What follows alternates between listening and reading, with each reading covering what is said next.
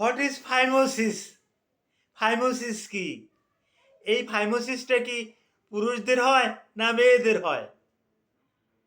মূলত ফাইমোসিসটা পুরুষদের একটা প্যানিসের একটা রোগ, গ্লান্স প্যানিসের একটা রোগ, ফোরস্কিনের একটা সমস্যা। তো মেয়েদের প্যানিস নাই, সুতরাং মেয়েদের ফাইমোসিস হওয়ারও আর কোনো আশঙ্কা নাই। ফাইমোসিসটা ছেলেদেরই হয়ে থাকে। এখন এই ফাইমোসিসটা আসলে কি? এটা ধরুন একটা পেনিস। এই পেনিসের এই যে মাথা, এখানে একটা ফোরস্কিন থাকে।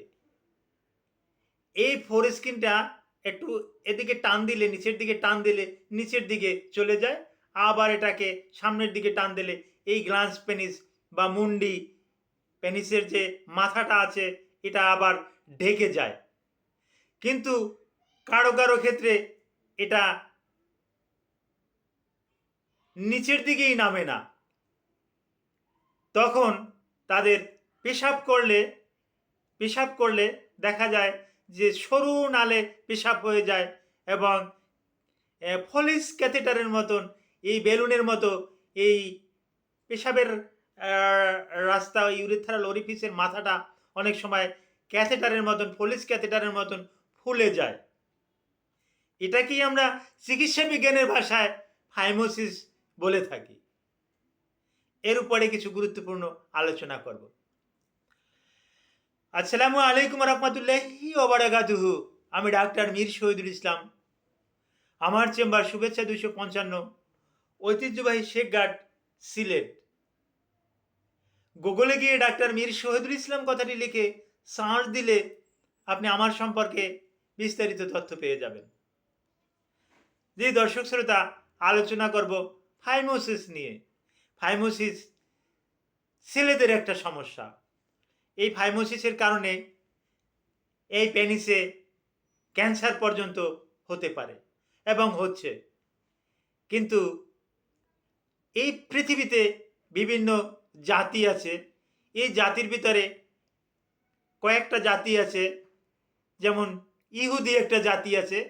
এরা কিন্তু ফোরস্কিনটা কিন্তু জন্মের পরপরই কিন্তু এটা কিন্তু রিমুভ করে, এটা কিন্তু কেটে দেয়। মুসলমান একটা জাতি আছে, এরা কিন্তু এই ফোরস্কিনটা কিন্তু কর্তন করে, মুসলমানই বলে বা সার্কামসিশন বলে, এটাকে কিন্তু কেটে দেয়। কেটে দেওয়ার পরিপ্রেক্ষিতে ওই গ্লান্স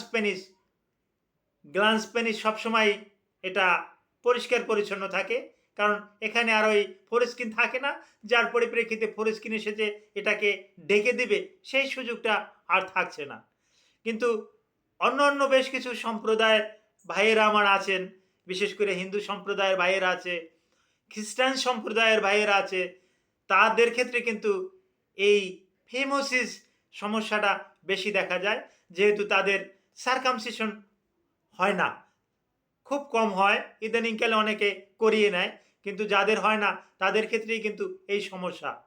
এই সমস্যার ভিতরে বড় একটা সমস্যা যে এই যে গ্লান্স পেনিসের উপরে যে স্কিনটা থাকে, ফোরস্কিনটা থাকে, এটা নিচের দিকে যদি না যায় তাহলে কিন্তু বিশেষ করে অনেক সময় ইরেকশন হয়। স্বামী স্ত্রী মেলামেশা করবে, ইরেকশন হয়, কিন্তু প্রচণ্ড ব্যথা করে। এই ব্যথা করার কারণে এই মুডটা কিন্তু চেঞ্জ হয়ে যায়, যার পরিপ্রেক্ষিতে ইরেকটাইল ডিসফাংশন হওয়ার কিন্তু একটা চান্স থেকে যায়। অর্থাৎ যৌন মেলামেশায় একটা আগ্রহ আগ্রহ থাকে না। এটা কিন্তু আমরা রুগীদের থেকে কিন্তু সরাসরি শুনতে পাই। আর দ্বিতীয়ত এই যদিও সে ওই ইন্টারকোর্স করে, স্বামী স্ত্রী মেলামেশা করে, এই ফোরস্কিনটা যদি আপ ডাউন না করে তাহলে কিন্তু প্রচুর ব্যথা হয় এবং উপরের যে একটা ফোরস্কিনের যে একটা চামড়া আছে, এই চামড়াটার কিন্তু লেজারেশন হতে থাকে, কিছু ক্ষয় হতে থাকে। এটা কিন্তু আমরা সচরাচর দেখে থাকি। তো আর এদের এই ভিতরে, ফোরস্কিনের ভিতরে যে গ্লান্স পেনিসটা আছে, মুন্ডিটা আছে, এই মুন্ডিটা কিন্তু ওখানে কিন্তু বেশ কিন্তু ময়লা জমে থাকে। এই ময়লাটা যে পরিষ্কার করবে, এই পরিষ্কার করারও কিন্তু সুযোগ আর তার কাছে থাকছে না। যার পরিপ্রেক্ষিতেই কিন্তু তাদের কিন্তু ক্যান্সার হয়ে থাকে।